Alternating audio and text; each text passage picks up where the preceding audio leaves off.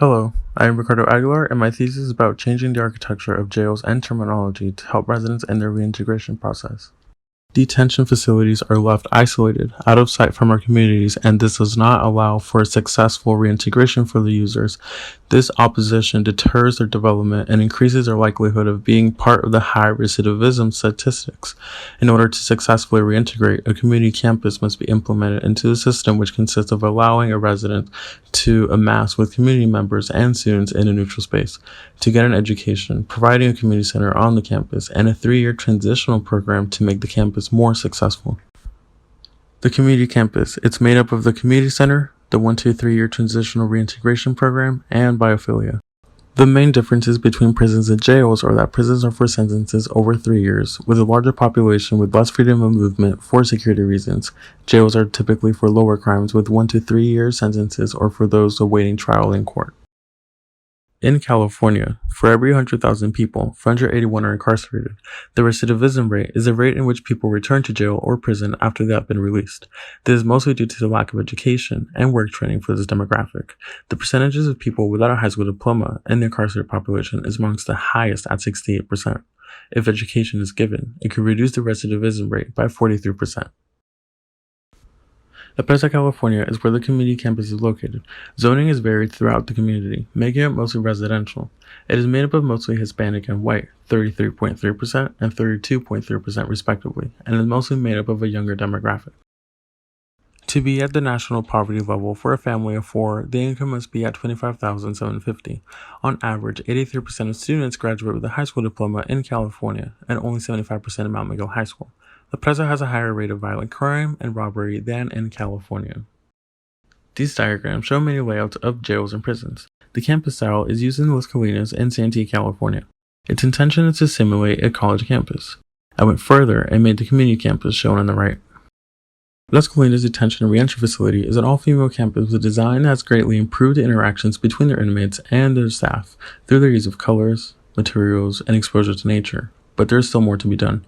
They still have the typical cell units, and they do not have a community center for healthy interaction between residents and their friends and family. The campus is also completely disconnected from the community surrounding it. However, the La Presa Community Campus is an all-male campus that has a direct connection to the community because of its school and the community center. It also has a panopticon style that permits for full use at all directions, and its perimeter is made up of green walls. The 3-year transitional program ensures residents an opportunity to be able to reintegrate back into our communities. If a new resident going through the 3-year program does not have their high school diploma, in their first year they will work towards earning their diploma. Second year they will go through graphic design so they can be introduced to new and emerging programs to work opportunities in the technology field. By their last year, they have the option to choose to get training in landscaping, carpentry, or electrician. The master plan displays the community campus in a residential and commercial neighborhood to ensure a direct connection with the community through the school. The school is open to everyone, residents and non-residents from San Diego County and Mount Miguel High School. It gives everyone an opportunity to earn their high school diploma or are falling behind on credit.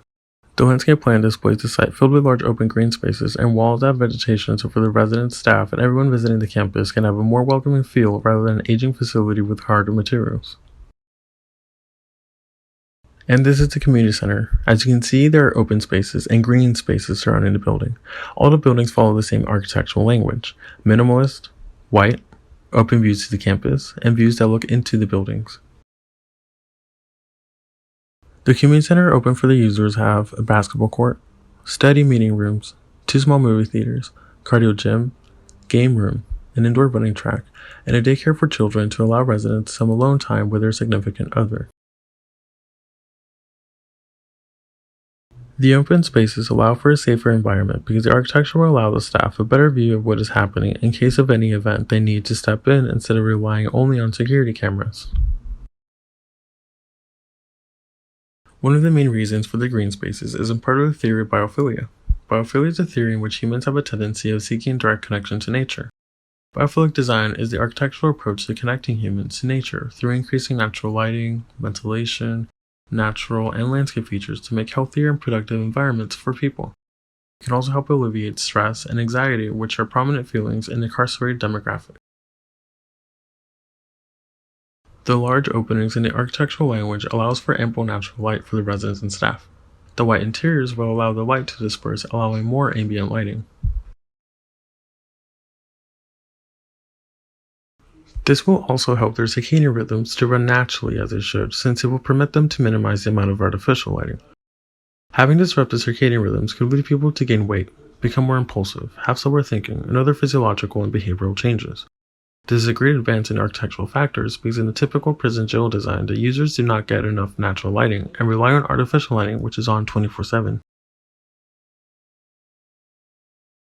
This also helps our bodies to produce vitamin D naturally, which is the necessary nutrient for our bodies to stay healthy. If a person is not getting enough vitamin D necessary for their health, it may raise the risk of heart disease and high blood pressure, diabetes, infections in the immune system, cancers such as colon, prostate, and breast cancer. It may also lead to psychological effects like depression and anxiety. This is also because it affects the serotonin levels in the brain. Serotonin is found in the brain, bowels, and blood. It transmits messages between nerve cells and contributes to well-being, happiness, and helps regulate the circadian rhythm. Having normal levels of serotonin can help people be happier, calmer, more focused, feel less anxious, and be more emotionally stable. The community center offers residents an incentive in being exemplary citizens and to do their part in getting their education and job training, as it gives them opportunities to reduce the difference of life on campus and life in freedom. It is the opportunity to come in close contact with family, friends, and more positive interaction with other residents and staff.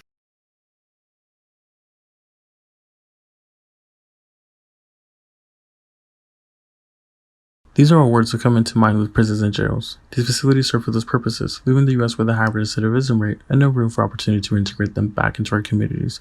To help ensure successful reintegration, the community campus must be implemented so residents have the opportunity to better their lives and be back with their families while maintaining our communities safer by reducing crime by reintegrating them.